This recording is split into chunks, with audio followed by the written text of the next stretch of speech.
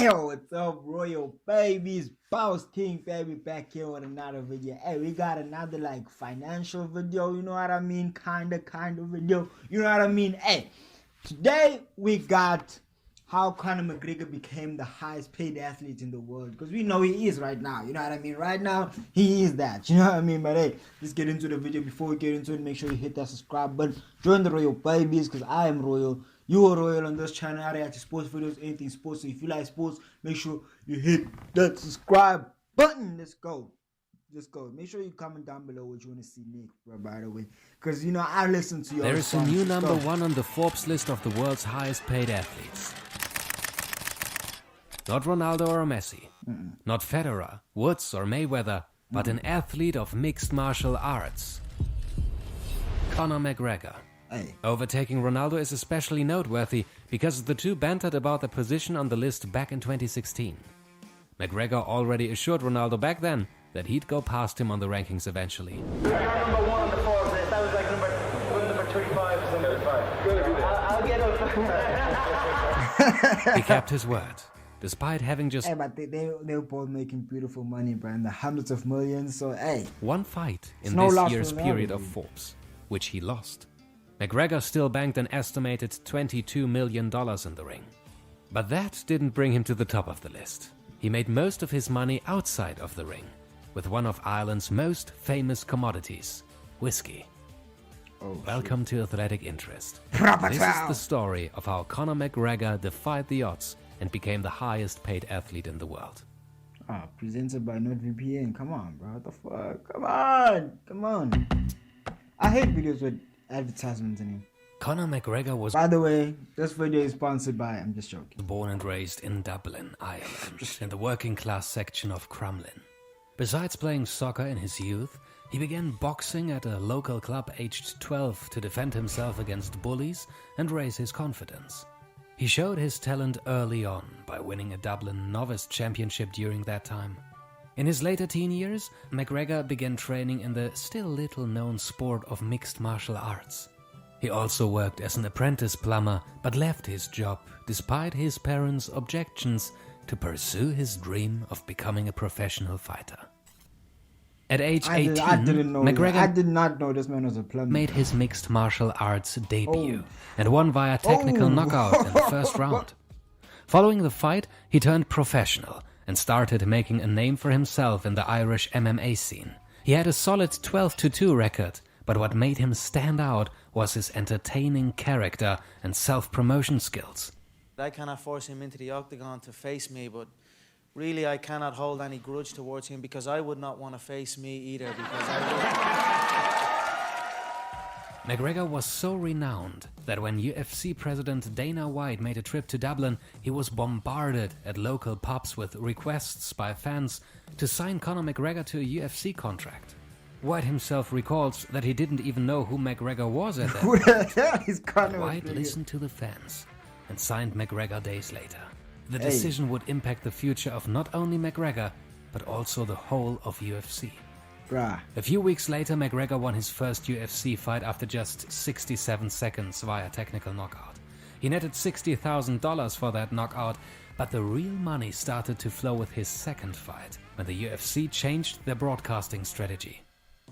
The company introduced the UFC Fight Pass, its own digital streaming service.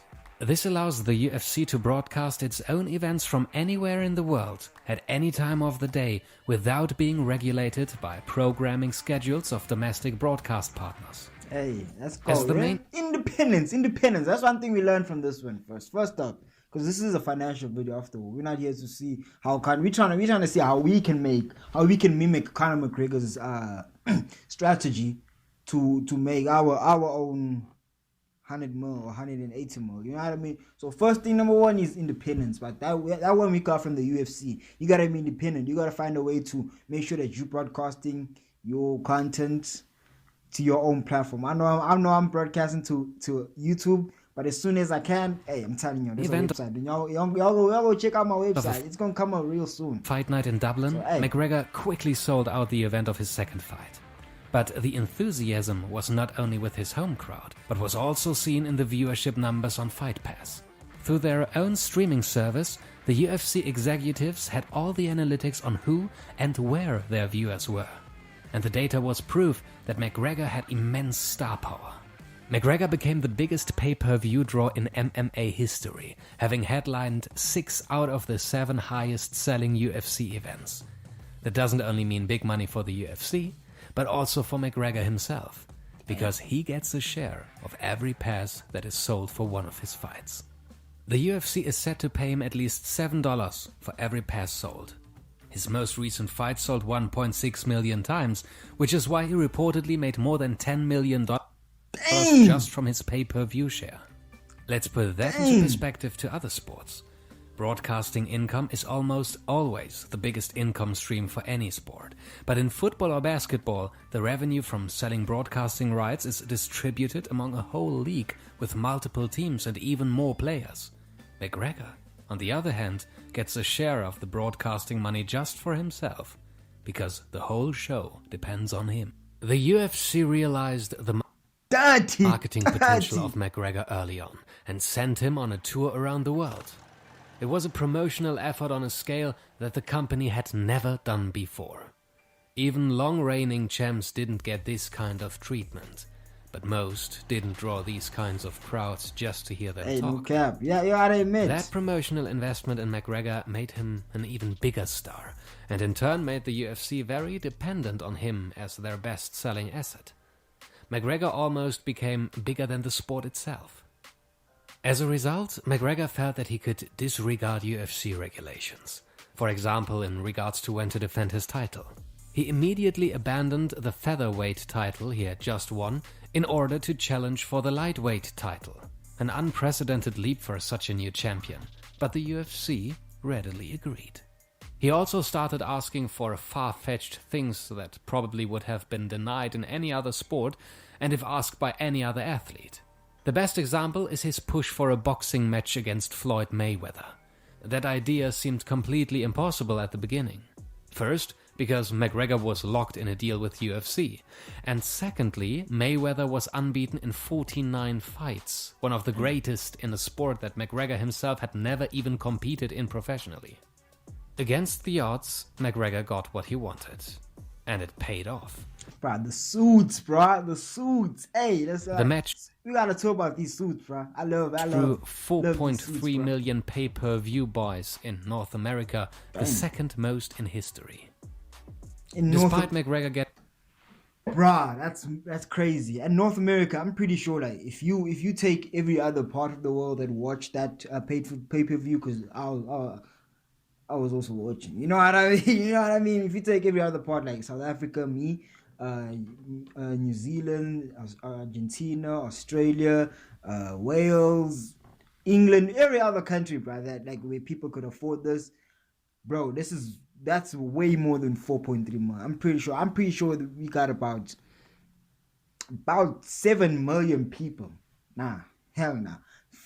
More than 10 million. I'm a share from every paper. Because if you think of how many countries there are and how many people are fans of either McGregor or Mayweather, and even if they're not fans of these two, how many people are fans of UFC? So some people are just going there to support the UFC, and some people are there to support boxing, to prove that boxing is better than UFC. Like some people, bro, it's just, and some people it's just like, hey, are you gonna watch the McGregor and Mayweather fight? Like who the hell are those people? They boxers, and you're like, okay, I don't care about boxing, so leave me alone. And then he walks about like 5 blocks down the street, and someone's like, are you gonna watch the fight? Like, bro, who are these people? Because like this thing was talked about by everyone, you know what I mean? So the word of mouth was promoting this thing. So I'm pretty sure they made about 15 million views worldwide, including the North America. About 15 million. I don't know. I'm just saying though. I ain't got no research on this. For his fights, the vast majority of his $180 million income that put him on top of the Forbes list was made outside of the ring. Look at this comparison of the top 100 highest paid athletes in the world. McGregor completely stands out, making more than 87% from his activities outside of his sport. What's behind that figure? How does McGregor manage to break the norm created by his fellow athlete millionaires like Cristiano Ronaldo or LeBron James? As with any other big athlete, sporting success also brings sponsorship money.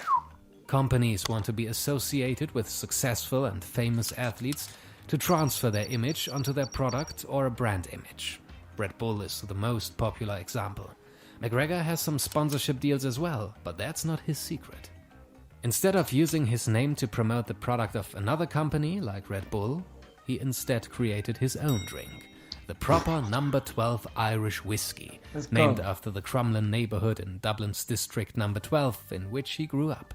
Oh. The company generated around $1 billion in revenue just in its first year of existence. McGregor successfully bundled his image and publicity into the drink. That's another thing. Hey, I must remember, most like 50% startups, I think 90% even, of companies that start fail within the first year. So popularity, if you gotta push yourself out there. You know what I mean? I'm pushing out content almost every day. You know what I mean? So hey, if one of these videos blow up, just imagine one of these videos blows up and I get maybe 100,000 subs in like what, a week or some shit, and then about 3 months later I make another video, that one goes up because I'm already getting more views, so that one gets pushed up more, and I get about 200,000. Maybe in 7 months I'll be at 500,000. Now you compare me to someone, let's say now I come out with some merch, some beautiful merch, which is gonna be beautiful for sure.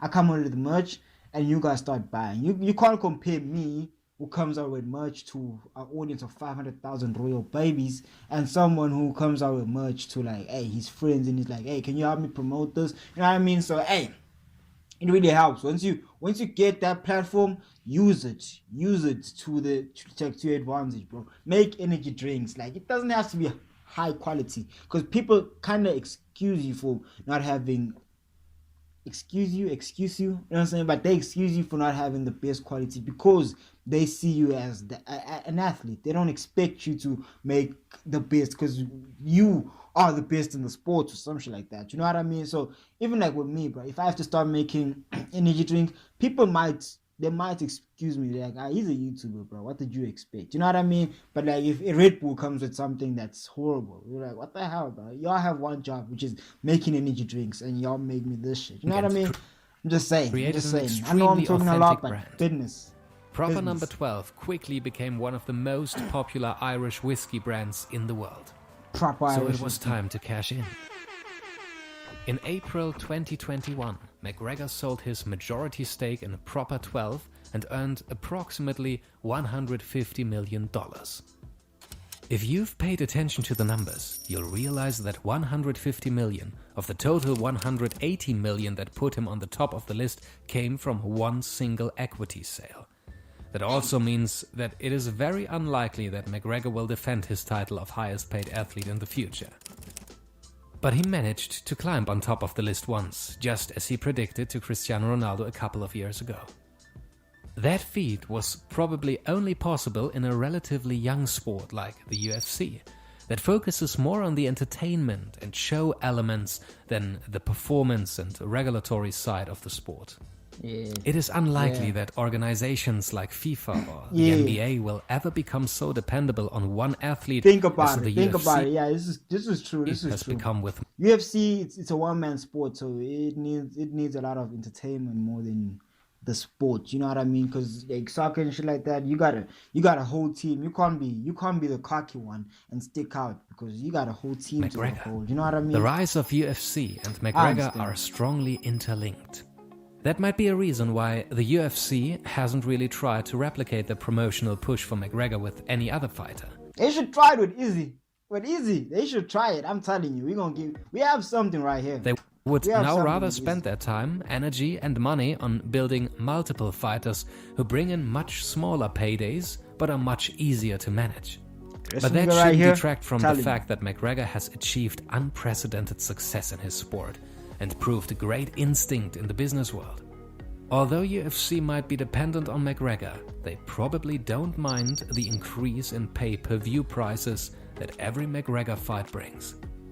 Despite all the trouble he might carry with him, McGregor means money in the bank. No doubt. If this got you hyped for the next McGregor fight, but there's no broadcast in your country, you should... Hey, yo, I know. He's about to sell us some stupid video sponsorship. But anyways, hey, that is it for the video. Hold on, that is it for the video, guys. I hope you guys enjoyed it. And yeah, bro, you know what I mean? I feel weird, bro. I'm telling you, I feel weird. But anyways, y'all make sure you hit the subscribe button. That is it for the video. Peace.